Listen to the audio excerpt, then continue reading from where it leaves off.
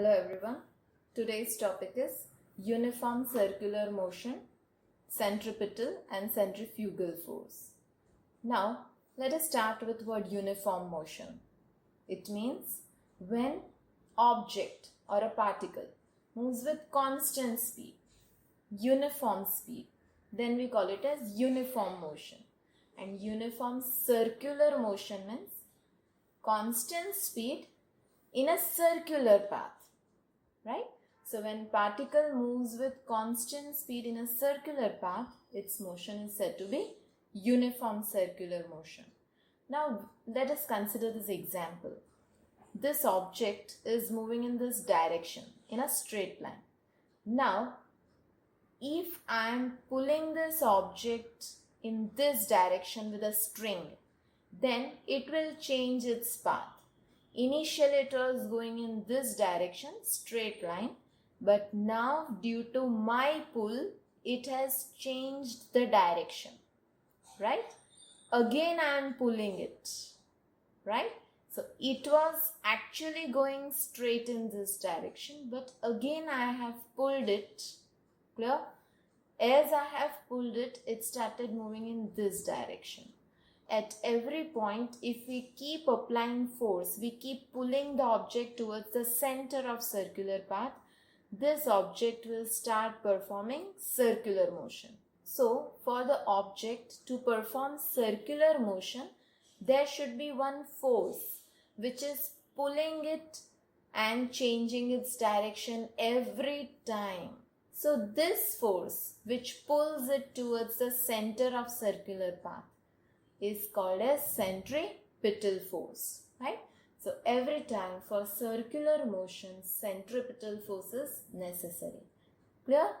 And if this movement is with constant speed, then we can call it as uniform circular motion. Uniform circular motion is with constant speed, but direction is changing, so velocity is variable.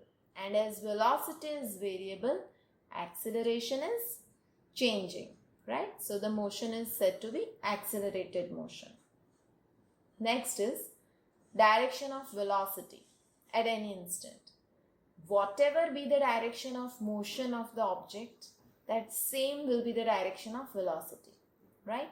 Now what is the direction of motion at every point? If we observe that example, then on a circular path, if at this point, if you draw a tangent to that circle, it will be in this direction. At this point, if you draw a tangent, it will be in this direction. At this point, direction of tangent will be this. So at every point, direction of motion is along the tangent drawn at that point. Clear? So this is to be kept in mind. Wherever you want the direction, you have to draw a tangent at that point. Then you will get the direction of motion, and along that same direction of velocity will also be there. Clear? Now, difference between uniform circular motion and uniform linear motion. Now, in uniform linear motion, speed is constant because it is uniform, right? Linear motion means it is moving, object is moving on a straight path. So direction is also not changing. So speed and velocity both are constant. Clear? Whereas in uniform circular motion, as it is uniform, speed is constant. But as it is circular motion, direction of motion is changing at every point. So velocity is variable, right? Although speed is uniform. Clear? So here speed and velocity both constant. In this case, speed constant, velocity variable. Now in this case, as velocity is constant, so definitely acceleration will be 0 because acceleration is rate of change of velocity. Velocity is not changing, so acceleration is 0. In this case, velocity is changing. That is, direction is changing. So velocity is variable. So it is called as accelerated motion. Now centripetal and centrifugal force. So from this example we have understood object was going straight, but we were applying force to change the direction at every point. This force, which is actually changing the direction of motion at every point, that force is called a centripetal force. So centripetal force is the force acting on a body moving in a circular path in a direction towards the center of circular path or radially inwards. It means along the radius, but inwards means towards the center. Right? Now let's take certain examples. For an electron moving around the nucleus, which force is pulling the electron towards the center? That is the electrostatic force of attraction applied by nucleus. Right? So here in this case, centripetal force is provided by electrostatic force of attraction applied by nucleus. Right?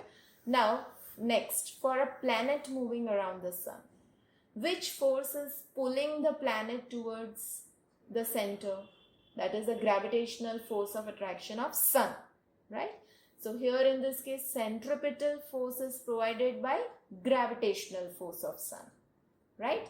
Now if we are whirling a stone in a circular path with constant speed, then in this case, tension in the string will keep pulling the bob or the stone towards the center, right? So in this case, centripetal force is provided by the force of tension in the string, right? Now centrifugal force. Let's understand this with an example. This is a path, a road on which car is moving. Imagine you are sitting in this car. Car is taking left turn. Then you are going to lean towards right, that is outward. Okay, so this force which is trying to throw you away from the center of circular path, we call it as centrifugal force, right? So force acting on a body in a direction away from the center of circular path is called as centrifugal force. Let's take one more example. In case of a washing machine, when you put in the clothes are at the center, right? But after the clothes are washed and when you open the lid of the washing machine, what will be your observation after spinning is complete? You will observe that clothes are all stuck towards the side of that washing tub, right? So which force was responsible for throwing these clothes away from the center? That was actually centrifugal force. Right? Next, certain important points related to centrifugal force. Centrifugal force is in the direction opposite to centripetal force. Definitely, centripetal is towards the center of circular path. Centrifugal force is trying to throw away from the center of circular path. Right? So this pulls the object. This tries to throw the object away from the center of circular path, right? Next, its magnitude is same. It means if centripetal force is 5 Newton, centrifugal force also will be 5 Newton. Clear? So, magnitude always will be similar to that of centripetal force. Next is, centrifugal force is not a force of reaction. What's the meaning of this actually? You know Newton's third law of motion says action and reaction are equal and opposite. Then see, centripetal and centrifugal are same. Yes, magnitude, so equal, and direction opposite. So these are also equal and opposite. Is this centrifugal force a reaction force of centripetal? No. Answer is no. Why? Because in case of Newton's third law, action and reaction acts on two different objects. But in this case, centrifugal and centripetal forces both are acting on the same object. From those examples what we studied, you understood.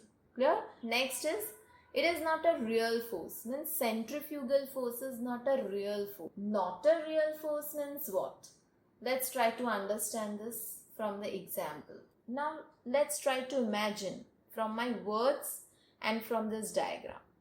Imagine this merry-go-round which is actually going to move in a horizontal plane, right? Not vertical, but horizontal plane. Person is standing at the center, holding a pendulum in his hand, right? Now, you are an observer standing on the ground. You are also going to observe the pendulum bob, and the person who is holding it is also going to observe the pendulum bob, right?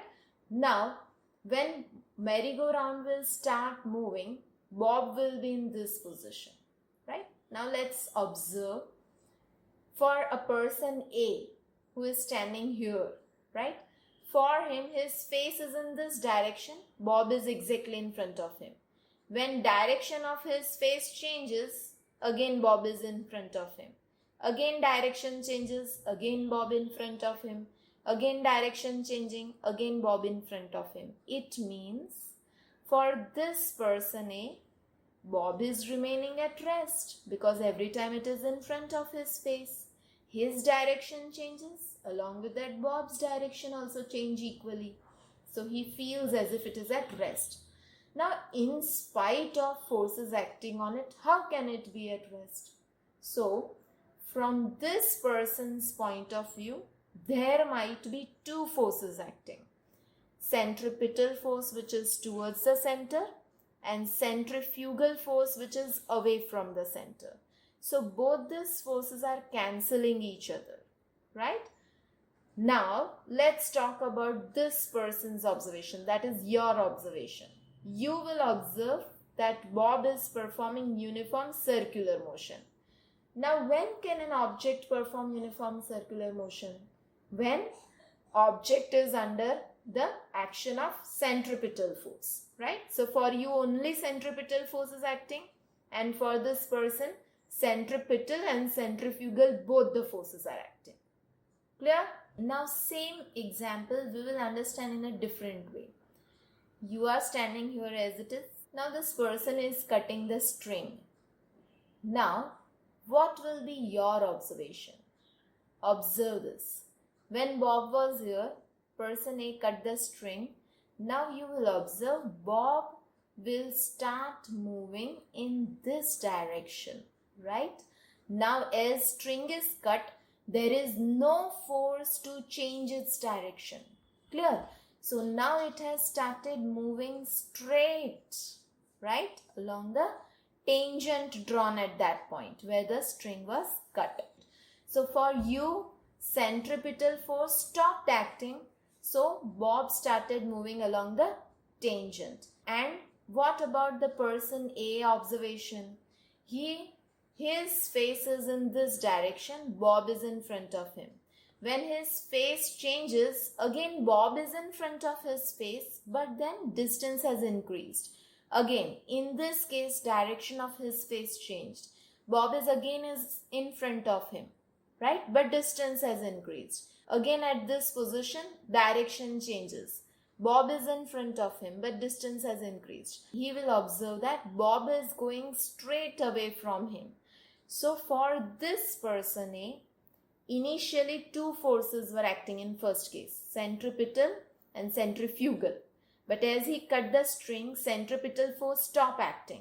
So centrifugal force is taking the bob away from the center of circular path.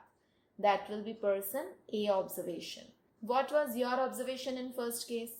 That bob was under centripetal force and it was performing uniform circular motion. And when string was cut, centripetal force stopped acting and bob started moving along the tangent, right? So, person A can explain centripetal and centrifugal, both the forces from this position. But person standing on ground can explain only centripetal force. Centrifugal force does not exist for this person. So, centrifugal force is not a real force as it cannot be defined from all the positions, right? So, what is the conclusion? That centrifugal force is not a real force. Only force involved is the force of tension, which is providing the centripetal force. Thank you.